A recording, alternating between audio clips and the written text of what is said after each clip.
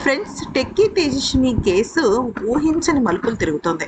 కానీ అసలు ఈ అమ్మాయి చనిపోయే ముందు రోజు ఎక్కడికి వెళ్ళింది అనేది కనుక తెలిసినట్టయితే చాలా షాకింగ్‌గా ఉంది.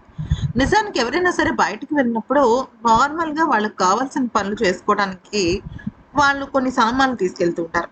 కానీ ఈ అమ్మాయి సామాన్లు తీసుకువెళ్ళి ఒక లగేజ్ లాగా సర్దుకొని మళ్ళీ అదే లగేజ్‌తో ఇంటికి రావడం జరుగుతోంది. రోజు ఈ అమ్మాయి లగేజ్‌తోనే వెళ్తుంది లేదా లగేజ్‌తోనే వస్తుంది. మరి ఇంకొక ముఖ్యమైన విషయం ఏంటంటే ఈ అమ్మాయి ఎప్పుడూ కూడా ఆ అమ్మాయి ఇంటిని మర్చిపోతూ ఉంటుందనమాట. అంటే 20 డేస్ బ్యాకే వీళ్ళు ఇంటికొచ్చారు. కానీ విషయం ఏంటంటే అయితే ఆ అమ్మాయి ఎప్పుడూ కూడా మర్చిపోతూ ఉంటుందనమాట. కరెక్ట్‌గా హాఫ్ కిలోమీటర్ యువతల తను ఎక్కడ ఉన్నాననే విషయం తెలియక రోజు సతమతమవుతూ ఉంటుంది.